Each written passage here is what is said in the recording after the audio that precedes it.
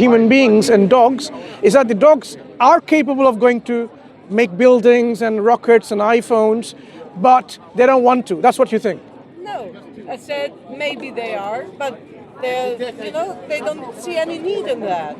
That's what I'm saying. You think they're capable of doing it. They have the intelligence of... I didn't say they're capable, but humans weren't capable 500 years No, ago. today. Are dogs capable today to make iPhones by themselves? Well, sure not. Okay, so you think they have the knowledge? They have the knowledge and the skills to do that? Well, humans didn't have the knowledge 500 years ago as well. No, I'm talking about... I'm talking about dogs of today. Do you think the dogs of today can do anything like we do? Well, I can make an iPhone as well, So there are some dogs which can, like some... Yeah. So have you... I don't know all the dogs in the world, Maybe some are intelligent enough. Yeah, and they can make like rockets and planes and... Yeah. I don't know. That's why people are evolving and all things on Earth are evolving. And the dogs will evolve as well, right? Yeah. Sure do. Yeah. Have you ever seen a dog speaking German? Well, at least understanding German. At least understanding. No, speaking back in German. Well, Or Dutch. Or Dutch. Have you ever seen a dog? Any dog? Do you speak any dog language? No, I'm asking, have you seen a dog speaking, not dog language, human language? I don't speak any dog language as well. I understand what they want to tell me. What I'm saying is, if dogs are so intelligent, they should be able to communicate in our languages as well. Because sign of intelligence is, one thing is common or called language. Language is a key component of intelligence, language. There are many people talking stupid things, so, I don't think it's a sign of intelligence. So language is not a sign of intelligence? Not at all. So what is a sign of intelligence to you? Well, I think getting around in life somehow, No, sign. What are the signs of intelligence? Well, being able to live in a way that you're satisfied with, I guess.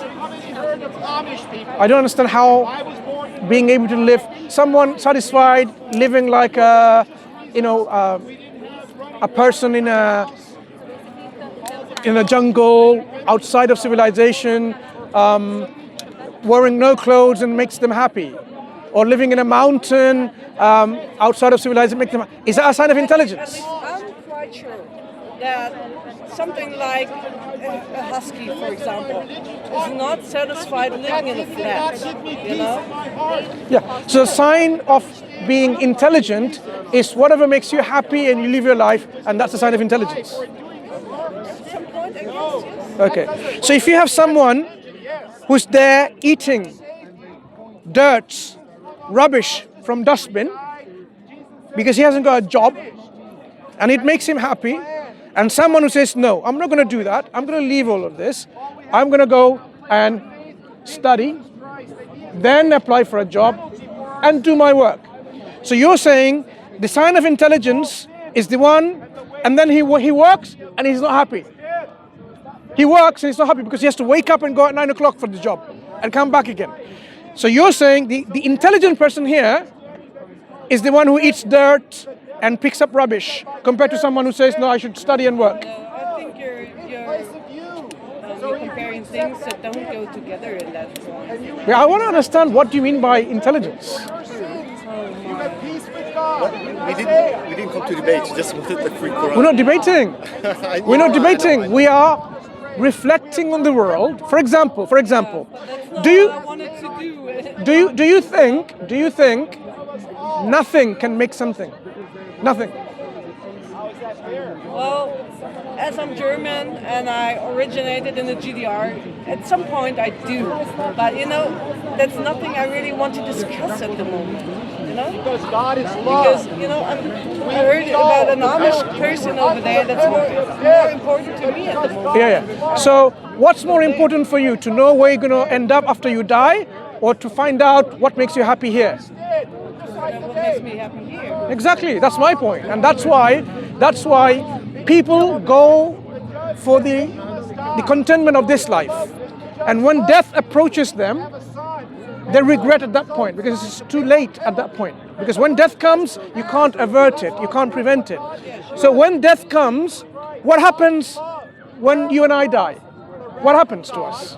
Well, I don't know. Yeah, do you want to know? No. You don't need to know, or you don't want to know.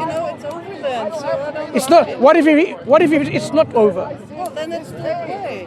But would you not be really in trouble if you were here for a reason in this life and you did not fulfill it? Like imagine you go to work and then you go to your workplace and you don't do any work. Do you think your employers will be happy? Well, as I'm a teacher, my Yeah. employees will be happy because So if you don't teach your students, you just sit there, go to class, and you don't do anything, and your head teacher will be happy, unless you're the head teacher yourself. you know what's getting on my nerves? Yeah. You're always trying to understand wrong what I'm saying, you know. So No, I'm asking you you're a bit question. Like Socrates, you know. Have you studied philosophy? Yes. Which ones? Well, I had to translate the Greek original. Okay, which ones? I don't remember. You know, Socrates is mentioned one of them. No, it also went on my nerves because Socrates always tried to, well, not try to get things wrong, you know, but that's not the way I like. No, I appreciate you studied Socrates, but Socrates or Aristotle or Plato or any of the medieval and modern philosophers, you would know questions like what we're discussing something, it's not trivial, it's very important. It's an existential question what we're discussing about the meaning of life, what makes us happy, what happens to us when we die, where did we come from, and what are we doing here? So philosophers do talk about it, so it's not something that it should get on your nerves. You should be comfortable with it because that's what you already know, the subject matter of discussion by the philosophers. So when we die, either nothing happens to us and that's it, or something happens to us. There's an accountability. When the time comes. Sure, of course of course you'll find out. But if you find out that there was a purpose of your life and my life, and you and I did not fulfill it, and now we have to suffer the consequences, we have to be punished for not doing our job, would you have an excuse and say, oh, I'm sorry, send me back? I'll do it. If I don't know, I just don't know, you know. No, I'm saying hypothetically, if you find out, if you find out that there is something different than what you're thinking currently, and there's accountability. Someone says, I created you and the world, and I expected you to do this duty. You didn't do it, now you have to face the consequences. And this creator says, I reminded you by someone called Mansur in Speaker's Corner, as well as the prophets and messengers that came and they laid down their scriptures, the revelation that I sent. And I told you very clearly that you did not create yourself, nothingness did not create you, you did not create the heaven and the earth, and knew that very well, and yet you somehow ignored all of these rational understandings of reality. So now the consequences is this, which I already mentioned, that whosoever rejects this message, this reality, they will face this consequence of punishment. But whoever uses their brains, their intellect, their mind properly, and fulfills their duty, they will be in a place of happiness. So when you and I find out that we haven't done our job in this life, and we end up in a place after accountability, we end up in a place of punishment where we are literally being punished forever and forever, you and I will try to make excuses. But would you think any of the excuses will be acceptable? Because what excuses are we going to get? I didn't know. That won't be an excuse because you did know. The Quran mentioned this various times. Mansur told you already. If you said, look, I was following my parents, they'll say, God will say, but what if your parents are wrong? Are you going to just simply make an excuse like, oh, I was following my parents? You can't bring up excuses like that. What if you say, look, okay, give me another chance. But God says, look, people will say that. That's why he says there is no other chance. There's only one life. And you have to make good use of that life. And yet you ignored that message. So that cannot be an excuse anyway. Brother, let her get the information by the primary source, if that's possible. Brother, yes. Jazakallahu khairan. Yeah? Do you pray 5 times a day? Alhamdulillah. MashaAllah. Okay. Yeah. Thank you. Thank you. See you later.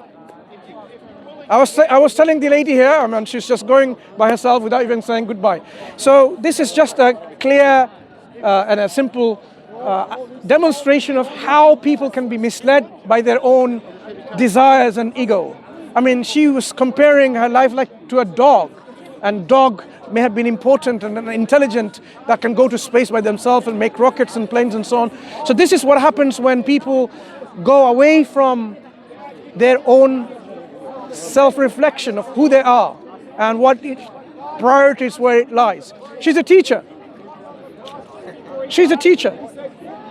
May Allah guide us and may Allah guide them. أقول قولي هذا واستغفر الله ولكم وآخر دعوانا الحمد لله رب العالمين.